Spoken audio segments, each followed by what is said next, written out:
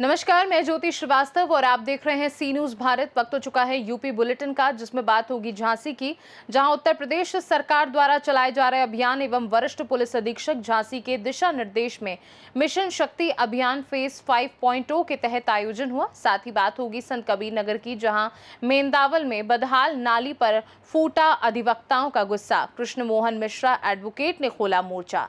ऐसी तमाम खबरों पर विस्तार से डालेंगे नजर। उत्तर प्रदेश सरकार के मिशन शक्ति अभियान फेज 5.0 के तहत थाना सकरार के उप निरीक्षक सुरेश चंद्र, हेड कांस्टेबल रामकिशन और महिला कांस्टेबल रुचि ने क्षेत्र में जाकर महिलाओं और लड़कियों को प्रधानमंत्री उज्ज्वला योजना, कन्या सुमंगला योजना, सामूहिक विवाह योजना, मातृ वंदना योजना, निराश्रित महिला पेंशन योजना जैसी सरकारी योजनाओं और हेल्पलाइन नंबरों की जानकारी दी। साथ ही उनकी सुविधा के लिए पिंक कार्ड भी वितरित किए गए। झांसी से सी न्यूज संवाददाता अंकित साहू की रिपोर्ट।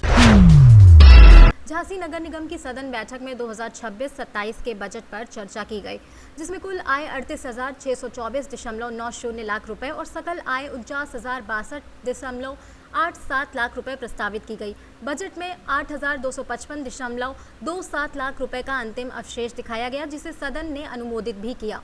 महापौर बिहारी लाल आर्य की अध्यक्षता में सदस्यों ने शहर के विकास पर जोर दिया और जल आपूर्ति, सफाई व्यवस्था और अन्य विकास कार्यों पर चर्चा की गई। पानी की समस्याओं पर सदर विधायक रवि शर्मा ने अमृत योजना के तहत पाइपलाइन बिछाने पर जोर दिया। वहीं सफाई कर्मचारियों की भर्ती पर भी चर्चा की गई।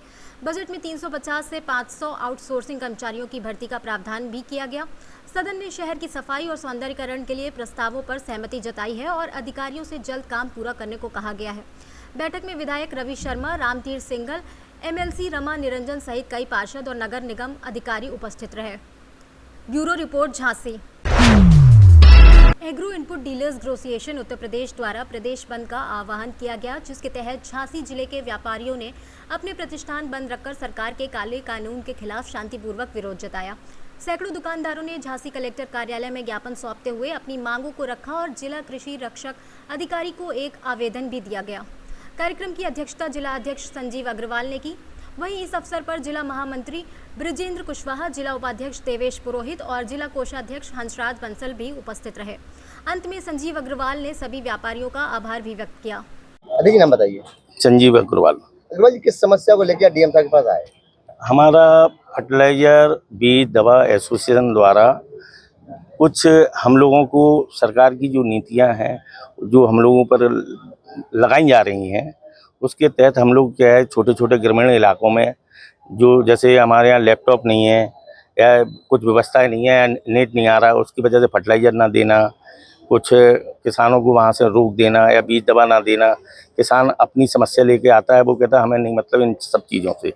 इस समय उनकी एक समस्या ये रहती है कि हमें अभी हमारा खेत बोना है, पानी गिर जाएगा, मौसम ख़राब है, हमें आप तुरंत दीजिए जिससे तुरंत बुआई हो सके।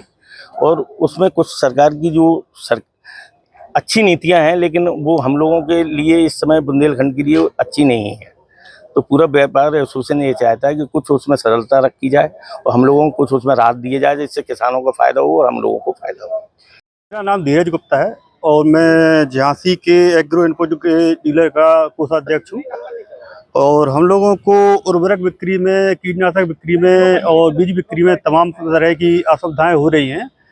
इनको थोड़ा सा सरल बनाने के लिए हम लोग आज जिलाधिकारी कार्यालय पर आए हैं और एक ज्ञापन के द्वारा अपनी मांगों को सरकार तक पहुंचाना चाहते हैं। किस प्रकार की मांग चाहिए आप लोगों को? हम लोगों को इस प्रकार की मांग चाहिए कि सबसे पहले तो जो भी सीलबंद दवाइयाँ होती हैं, उनकी जो सैंपलिंग होती है, तो उसके लिए हम लोग क्यों जिम्मेदार हो, जबकि हम लोग निर्माता नहीं है, हम लोग बेचने वाले हैं केवल। उसके लिए केवल कंपनी को ही, और अगर सैंपल फेल होता है तो जिम्मेदारी कंपनी की होनी चाहिए, हम लोगों को गवाह के रूप में लेना चाहिए। एक तो ये समस्या है। दूसरी चाहते हैं कि जो कंपनियां हैं, उर्वरक कंपनियां हैं, बड़ी बड़ी कंपनियां हैं, यूरिया डीएपी पे टैगिंग करती हैं और टैगिंग के माध्यम से व्यापारियों को भी ये माल बहुत महंगे पड़ जाते हैं। इनको अगर भाड़ा कंपनी द्वारा नहीं दिया जाता है, यूरिया का डीएपी एफओआर नहीं दी जाती है कंपनी से व्यापारियों को, और जब एफओआर नहीं आएगी तो वो माल हम लोगों को कहीं ना कहीं जाके महंगा पड़ेगा। अगर हम लोगों को महंगा पड़ेगा तो किसान को हम किस प्रकार से उस माल को उचित सरकारी मूल्य पर हम किस प्रकार प्रदान करा पाएंगे? हम तो जा रहे हैं। भैया नाम बताइए। मेरा नाम देवेश पुरोहित है। देवी जी, किस प्रकार की मांग है आप लोगों की? हम लोगों की मांग है कि जैसे खाद पर टैगिंग बंद की जाए और खाद पे जो 1.5% डीलर का कमीशन है उसको 8% किया जाए। हम लोगों को एफआर माल अवेलेबल कराया जाए। कीटनाशक का या किसी का सैंपल अगर जाता है तो उस पर कंपनी निर्माता कंपनी जिम्मेवार हो, हम लोग उस पर केवल गवाह के रूप में रहें। ब्रिजेन जी या डीएम साहब के यहाँ है, क्या समस्या लेके आए? हम लोग आज एग्रो इनपुट एसोसिएशन उत्तर प्रदेश के तत्वाधान में एक दिन के सांकेतिक हड़ताल पे हैं, जिसमें हमारे लोगों की कुछ मांगे हैं जो हम माननीय प्रधानमंत्री जी को ज्ञापन देने जा रहे हैं डीएम साहब के मार्फत।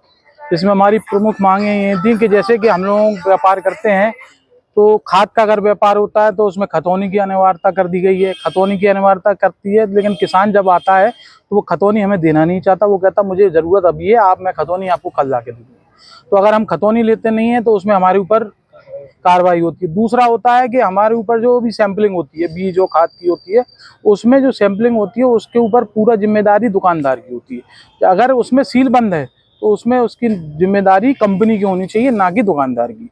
बस ये उसमें ये होना चाहिए कि जो सैंपल हमारा भरा जा रहा है उस पे जो अधिकारी उस समय मौजूद होता है वो ये देखे ये सील बंद था और सही से स्टोर था, उसके बाद हमारी जिम्मेदारी नहीं होती है।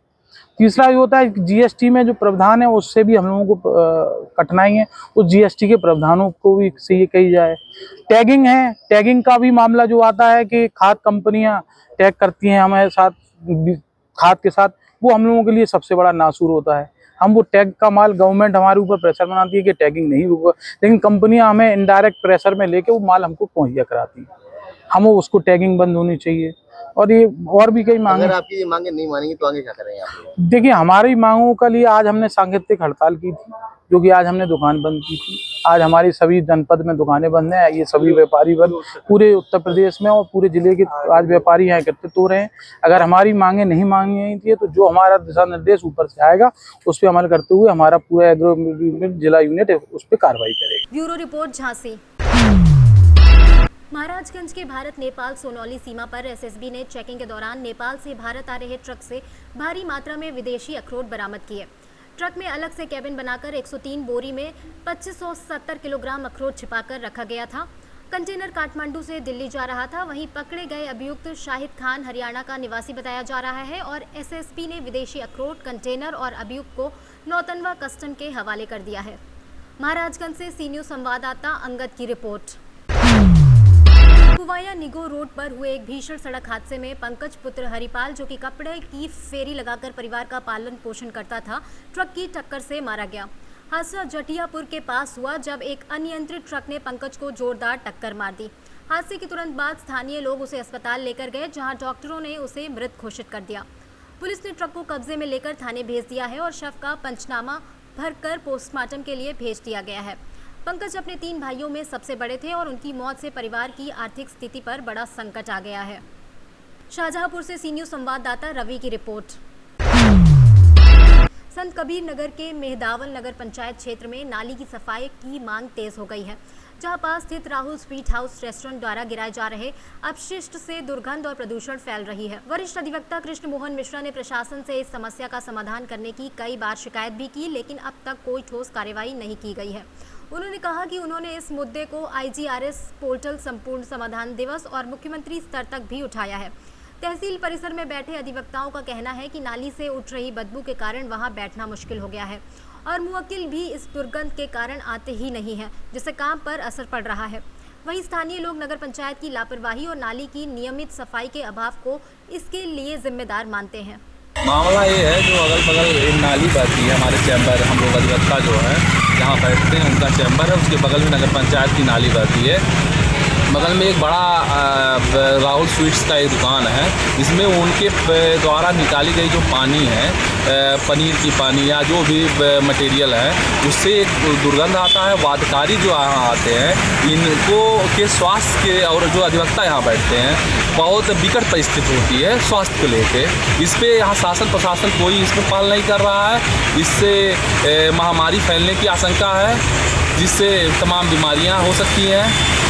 इस पे जो अधिकारी हैं उसमें संज्ञान लें और इसकी व्यवस्था करें।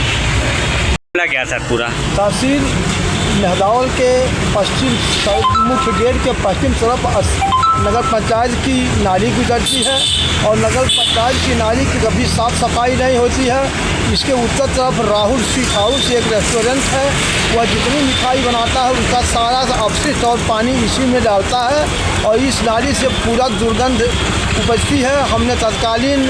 हमने पूर्व जिलाधिकारी महेंद्र सिंह तंवर साहब को पास इसका शिकायत प्रार्थना पत्र दिया। IGRS पोर्टल पर माननीय मुख्यमंत्री जी को भी हमने सूचना दिया, लेकिन आज तक कोई पूर्ण कार्रवाई नहीं हुई, समस्या का निस्तारण नहीं हुआ। अभी भी आप देखें पूरी गंदी नाली एकदम पटी हुई है और एकदम भरी हुई है, सड़ाध और दुर्गंध आ रही है और हम लोगों को यहाँ पर तख्ते पर अपने बैठना दूभर हो गया है। वकील भी यहाँ आकर तख्ते पर बैठने से कतराते हैं और कहते हैं कि वकील साहब जब आप ही लोग ऐसे बैठ रहे हो तो हमारी क्या हालत होगी। क्या नाम है आपका? हमारा नाम कृष्ण मोहन मिश्रा एडवोकेट। संत कबीर नगर से सी न्यूज़ संवाददाता मोहम्मद नईम की रिपोर्ट। यूपी बुलेटिन में फिलहाल के लिए इतना ही। बने रहिए सी न्यूज़ भारत के साथ। हर खबर आपके साथ, आपके हाथ।